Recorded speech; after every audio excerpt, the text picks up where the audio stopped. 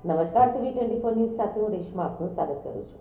Narendra Modi stadium Motera Sabarmati ખાતે Coldplay music of the ઇયર્સના કાર્યક્રમ દરમિયાન વાહનોની અવરજવર માટે પ્રતિબંધિત ડાયવર્ઝન નક્કી કરવામાં આવ્યો છે, જેમાં અમદાવાદ શહેર પોલીસ કમિશનરે જાહેરનામું પ્રસિદ્ધ કર્યું છે. અમદાવાદ શહેરમાં નરેન્દ્ર મોદી સ્ટેડિયમ મોટેરા સાબરમતી ખાતે Coldplay music of the ઇયર્સનો કોન્સર્ટ તારીખ 25/26/2025ના રોજ થનાર છે. આ મ્યુઝિક શો જોવા માટે આવનાર VVIP મોટા પ્રમાણમાં અને મર્યાદિત સમયમાં વાહનો સાથે આવતા દર્શકો અને સેલિબ્રિટીઝને જોવા માટે એકઠી થતી આમ જનતા વચ્ચે વાહનોની અવરજવર અને ટ્રાફિક પ્રવાહ સરળતાથી પસાર થાય તેમજ માર્ગ અકસ્માતો બનતા નિવારવા હું GS Malik, IPS, police commissioner Ahmedabad શહેર અને મળેલ ગુજરાત પોલીસ અધિનિયમ 1951ની પેટા કલમ 33(1)BC અંતર્ગત મળેલી સત્તાની રૂહે પ્રતિબંધ ફરમાવું છું. વાહનોની અવરજવર માટે પ્રતિબંધિત માર્ગની વિગતો આ પ્રમાણે છે, જેમાં O1 જનપથ T થી મોટેરા સ્ટેડિયમ મુખ્ય ગેટ થઈ કૃપા રેસિડેન્સી T થઈ મોટેરા T સુધીનો જતો આવતો માર્ગ. વૈકલ્પિક માર્ગની વિગતો O1 તપોવન સર્કલથી ONGC 4 રસ્તાથી વિસત T થી જનપથ T થઈ પાવરહાઉસ 4 રસ્તા થઈને પ્રબોધ રાવળ સર્કલ સુધીના જતા આવતા માર્ગ ઉપરથી અવરજવર કરી શકાશે.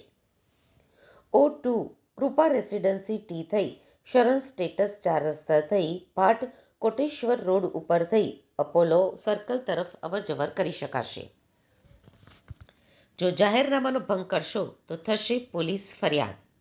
જેમાં આ હુકમ કાર્યક્રમ સાથે સંકળાયેલ વાહનો, ફરજમાં રોકાયેલા સરકારી વાહનો, ફાયર બ્રિગેડ, એમ્બ્યુલન્સના વાહનો તેમજ આકસ્મિક સંજોગોમાં વાહન સાથે અવરજવર કરનારને આ જાહેરનામું લાગુ પડશે નહીં.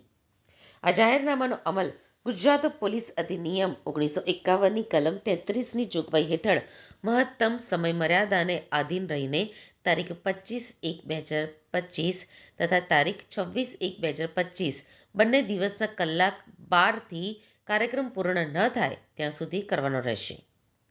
આ જાહેરનામાના આદેશોનું ઉલ્લંઘન કરનાર ઈસમ ભારતીય ન્યાય સંહિતા BNS 2023ની કલમ 223 અને ગુજરાત પોલીસ અધિનિયમ કલમ 131 મુજબ શિક્ષાને પાત્ર થશે.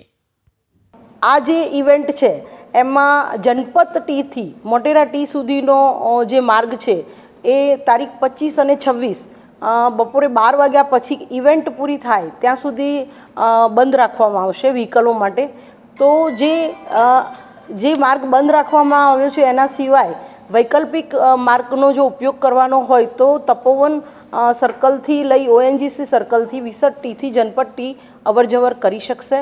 તદુપરાંત કૃપા રેસિડેન્સી T થી શરણ સ્ટેટસ 4 રસ્તાથી ભાટ કોટેશ્વર થઈ એપોલો સર્કલ થઈને પણ એના બદલે વૈકલ્પિક રસ્તા ઉપર વ્હીકલો અવરજવર કરી શકશે.